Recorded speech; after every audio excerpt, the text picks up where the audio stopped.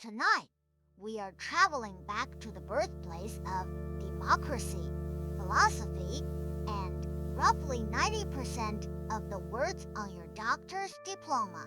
Ancient Greece. We have all been sold the glossy version. Sunday-drenched marble, wise men in clean robes stroking their beards, athletes who somehow always had perfect lighting. But peel back the olive oil, and you will find a civilization that did things so casually horrifying they would make a modern HR department spontaneously combust. Tonight, we are exploring the disturbing things the ancient Greeks considered completely, utterly normal. Congratulations. You have just woken up in Athens, the year 430, because the sun is rising, the air smells of wood, smoke, and yesterday's fish, and somewhere nearby, someone is already sharpening a knife for a very nervous goat. Good luck. Before we talk about your morning, we have to talk about the fact that your morning almost did not happen in ancient Greece. Being born was not the same thing as being kept. When a baby arrived, it was not immediately welcomed with balloons and a tasteful pastel banner. It was inspected. The father looked it over like a man considering it. And if the child was unwanted, Too sickly the wrong gender, or simply one mouth too many to feed, it could be exposed, left outside the city, on a hillside, or a roadside, to the mercy of the elements. Or roadside, to the mercy of the elements, or whoever happened to wander by. The decision usually fell to the head of the household, the father, and it usually happened within the first days of life, before the baby was formally accepted into the family in a small ceremony. Until that ceremony, the newborn existed in a kind of terrible limbo, a person who was not yet quite a person. There was no paperwork, no authority to appeal to, no neighbor who would intervene.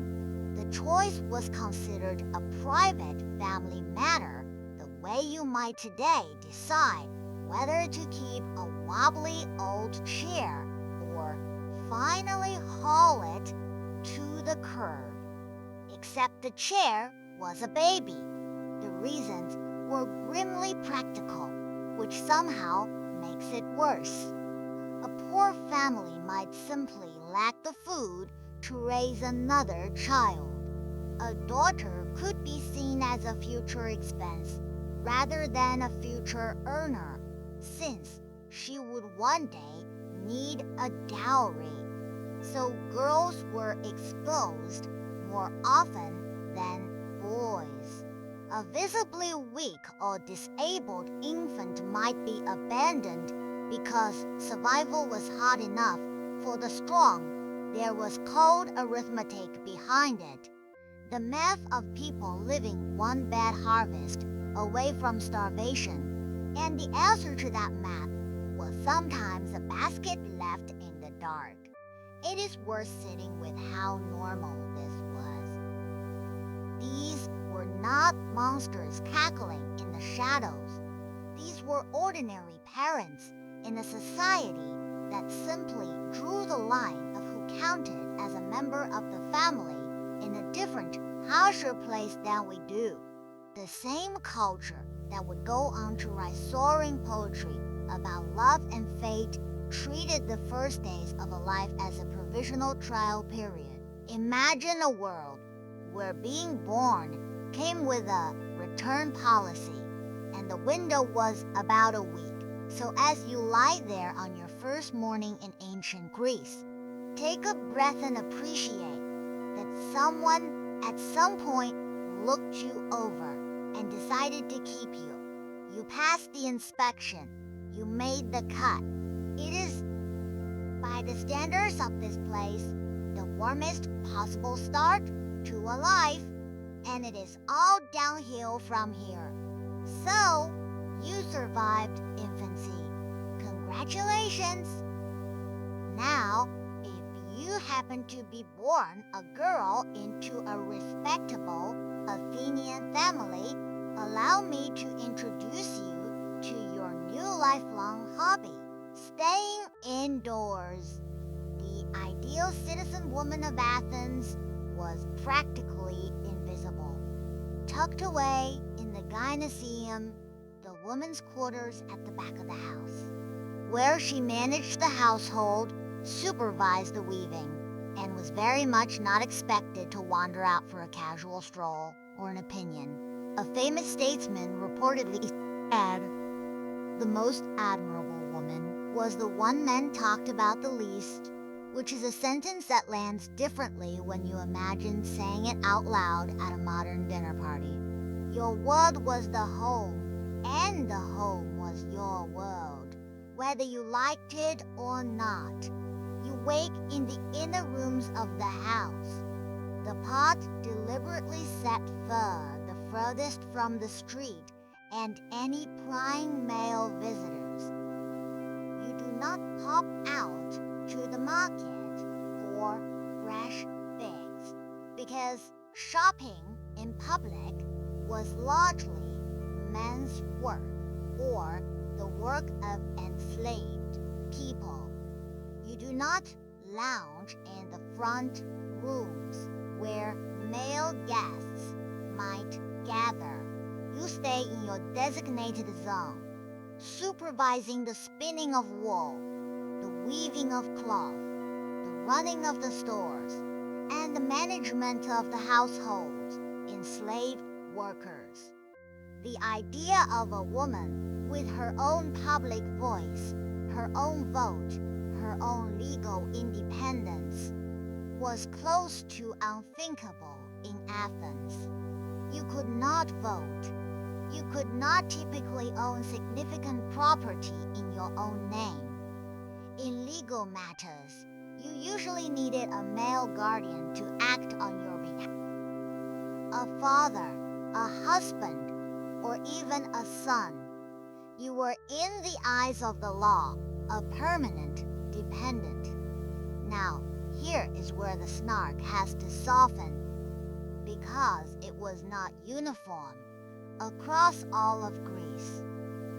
In Sparta, of all places, women had considerably more freedom. They exercised in public, owned property, and spoke their minds with a bluntness that scandalized other Greeks. But for the women of Athens, the gilded intellectual capital, the cage was the rule, and the door was largely shut. Now let us talk about where you go to the bathroom. Because in ancient Greece, this was not a private affair.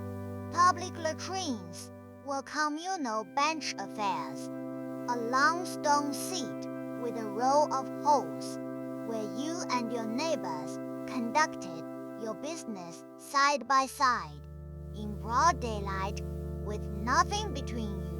There were no stalls, no doors, no polite cough to signal occupancy. You simply lowered yourself into position next to a man you may have been arguing with in the marketplace an hour earlier, and got on with it. Then came the cleanup, and this is where the pebbles entered the picture. Small stones or fragments of pottery were your tools of choice, used and then, ideally, discarded. The smoother the stone, the better the experience, relatively speaking. So, a really good wiping pebble was a thing worth having. Picture choosing your stone with the same care you might give to selecting a ripe avocado, except the stakes were considerably more uncomfortable, and there was no second chance to put it back. The engraved shard detail is the part delights everyone who learns it, and it is grounded in a real Greek habit. The Greeks already scratched names onto pottery fragments for all sorts of reasons, including their voting and their cursing. So the leap to scratching a hated name onto the very fragment you intended to use in the latrine was, for some, irresistible. It was a tidy way to literally treat someone like garbage. A physical insult delivered in the most degrading manner imaginable. You could not unfriend somebody in ancient Greece, but you could do something considerably more pointed. Now you will want to freshen up, except soap, as you know it, was not really a thing yet. So, how did a self-respecting Greek get clean? Oil. You slathered your body in olive. You slathered your body in olive oil. Let it mingle with the dust, sweat, and general grime of the day. And then you took a curved metal tool called a strigil and scraped the whole greasy paste right off your skin. It worked more or less in the same way scraping ice off a windshield works, which is to say messily and with a faint sense of regret. You dragged that little blade down your arms and legs, peeling away a layer of yourself, and emerged cleaner, oilier, and absolutely not smelling like a spring meadow. Here is where it goes from odd to genuinely upsetting. That paste you just scraped off your body, the blend of oil, sweat, dead skin, and dirt, had a name. And at the gymnasium, it did not just get swept into the gutter. The scrapings from famous athletes were reportedly collected and sold because people believed this grimy residue had medicinal and even invigorating properties. That is right. A bottle of celebrity sweat paste was considered a wellness product. Somebody somewhere paid good money to rub a wrestler's scraped off filth onto an aching joint. The next time you see a $40 bottle of cucumber face mist, just remember it could be so very much worse. Speaking of the gymnasium, let us translate that word for you, because it is more literal than you would hope. Gymnasium comes from a Greek word meaning roughly the place where you train naked, not metaphorically naked, not gym shorts naked, just naked. Greek men exercised, wrestled, ran, and competed in athletic events, wearing nothing but a thoughtful coat of olive oil and the confidence of a society that found the nude male form deeply admirable. Imagine your local fitness center. Then remove all the clothing, all the towels, and the comforting anonymity of headphones, and add a layer of cooking oil. That was a perfectly ordinary Tuesday for the men of Athens, and nobody thought twice about it. For the wealthy women who occasionally were allowed out, beauty came at a literal cost. Pale skin was the height of fashion, a sign you were rich enough not to labor under the sun. And the most effective way to achieve that fashionable pallor was to smear your face with white lead. Yes, lead. The substance we now go to great lengths to remove from paint, pipes, and basically everything a human might light touch.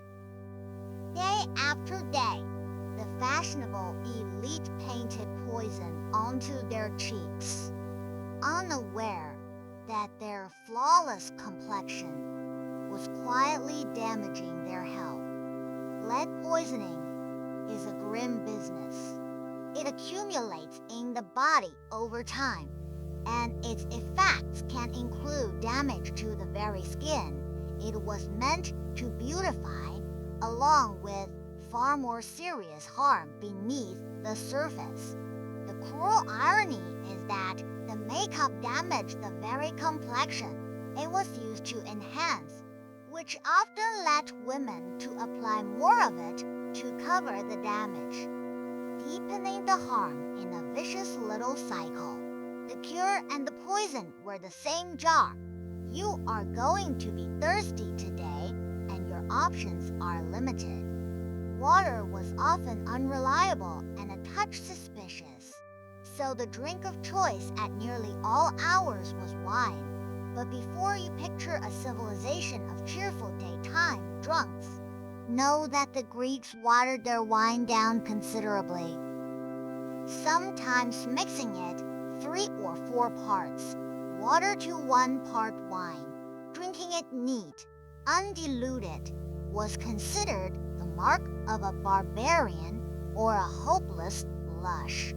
So you sipped your weak, watery wine all day long, mildly buzzed, but rarely staggering, and you looked down your nose at anyone uncivilized enough to enjoy it at full strength. It was less a party and more a very slow, very judgmental hydration plan. When the sun went down, the men of the household might host a symposium, which sounds like an academic conference, but was really a drinking party with rules.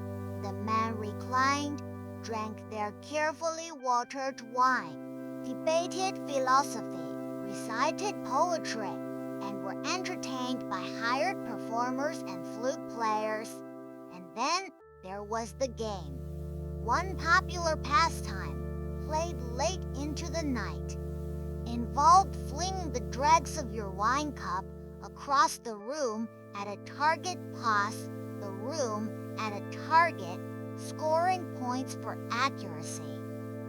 So picture a room of grown men lounging on couches, drunkenly hurling the backwash of their drinks at a little balancing dish, while debating the nature of the soul. The ancient Greeks could invent geometry and beer pong in the same evening. Temples were not quiet, incense-scented sanctuaries, so much as open-air butcheries with excellent attendance. The smell of roasting meat and spilled blood was simply the smell of being on good terms with the divine. The ritual itself was an elaborate and meaningful affair, not a careless slaughter. The animal was selected, decorated, and led in procession to the altar, often with music and a crowd. The killing was done according to careful custom, and there was a whole etiquette around how it should proceed. Here is the clever, slightly cheeky part of the arrangement. When the animal was killed and butchered, the gods received the portions of smoke, fat, and bones burned on the altar, so the savory smoke could rise to the heavens where the gods were thought to enjoy it.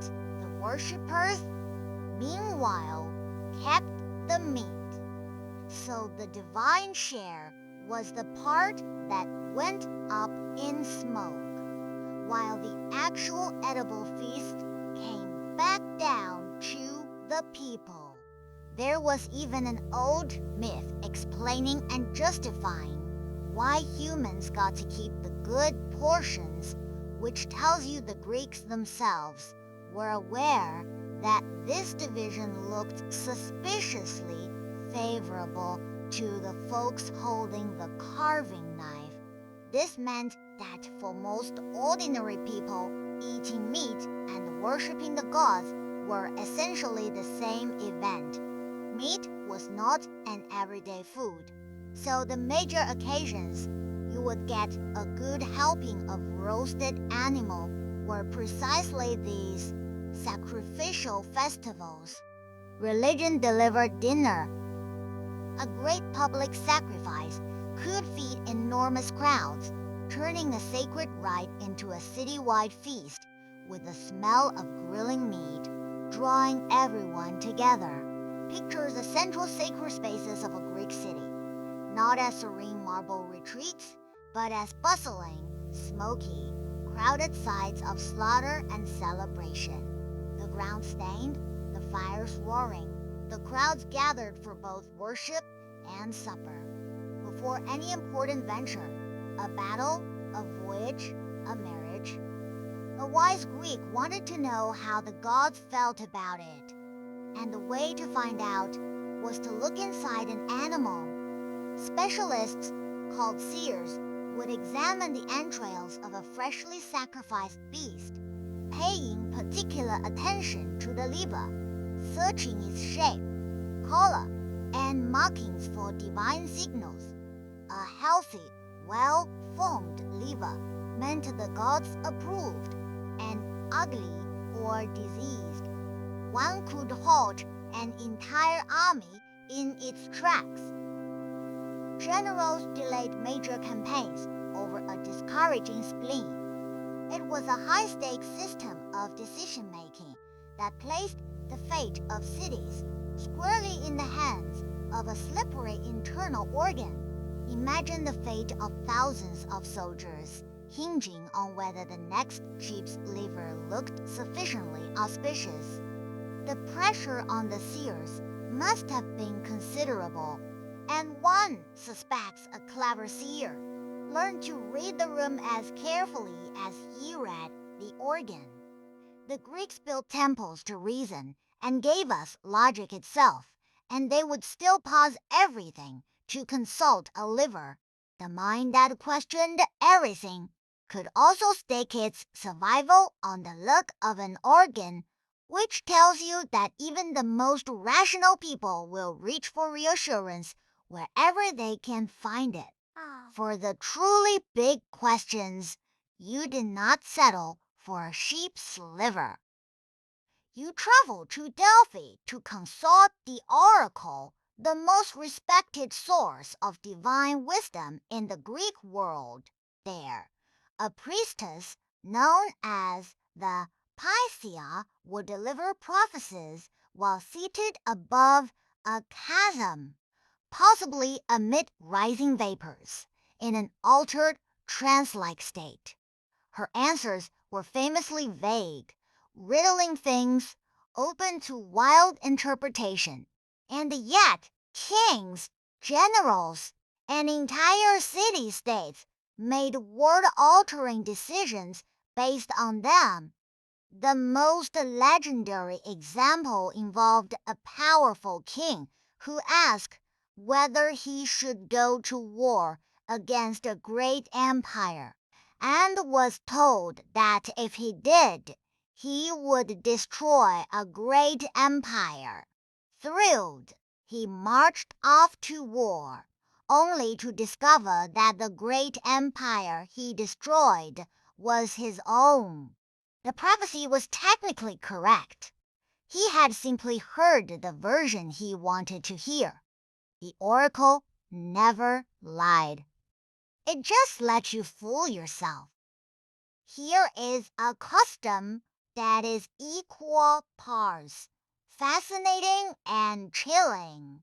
In times of crisis, plague, famine, disaster, some Greek communities turned to a ritual involving a human scapegoat, an outcast or marginal figure chosen to carry away the troubles of the whole city. This person would be ritually expelled, driven out, sometimes after being paraded and struck, in the belief that their banishment cleansed the community of its pollution and bad fortune. The idea was to pour all the city's misery into one unlucky soul, and then physically remove that soul from the equation. It is the original toxic workplace strategy. When things go wrong, find one person and make it entirely their problem. What makes this so unsettling is not just the cruelty, but the underlying psychology, which is depressingly familiar. The impulse to take a complex, overwhelming, frightening problem, a plague, a famine, a disaster with no clear because, and resolve the anxiety by locating it in single person who can be blamed and removed, is one that human societies have reached for again and again, long after the specific ritual faded. The word scapegoat itself, which we still use constantly, carries this exact idea, the one made to bear what belongs to everyone. We may not perform the ceremony, but we still know the move. When you finally died, your journey was not over, and it certainly was not free. The Greeks believed the souls of the dead had to cross a river into the underworld, ferried across by a grim boatman named Charon, who, like all good service providers, expected payment. So the dead were buried with a small coin, often placed in or on the mouth to cover the fat. Forget to pay, and your soul might be left wandering the near shore for 100 years, unable to cross. It is a strangely bureaucratic vision of the afterlife. 唯一 eternity has a cover charge, and the universe's most important fairy takes exact change only. A proper Greek funeral was a loud, theatrical affair, and the volume of grief was a measure of the dead person's importance. To make sure the lamentation was suitably impressive, families could hire professional mourners, usually women, whose entire job was to weep, wail, beat their chests, tear at their hair, and sing songs of grief on cue.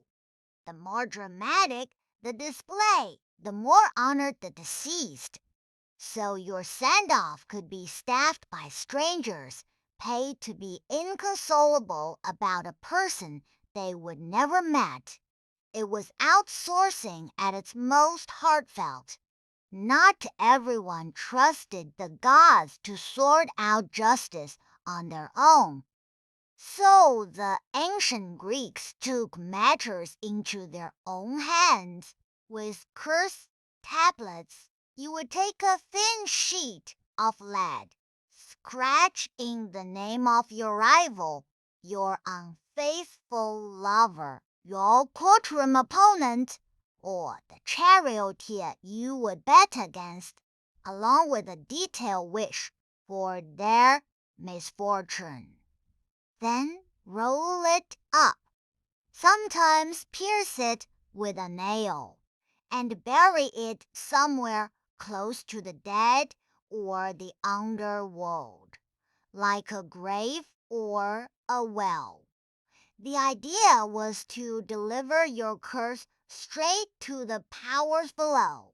It was passive aggression elevated to a sacred art, the ancient equivalent of subtweeting, except permanent and addressed directly to the spirits.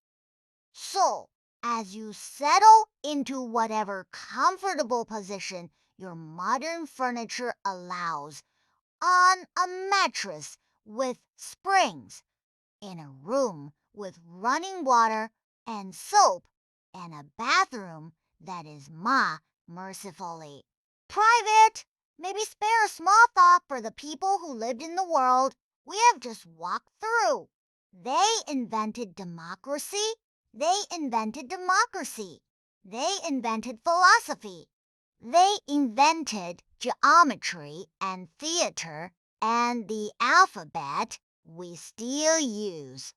And they also did all of this. The Greeks were brilliant, and they were disturbing. And those two facts turned out to be entirely compatible. Sleep well and count your blessings, including the small one of living in a world where you can be born. Get clean, eat, drink, mourn, and die without ever once having to scrape yourself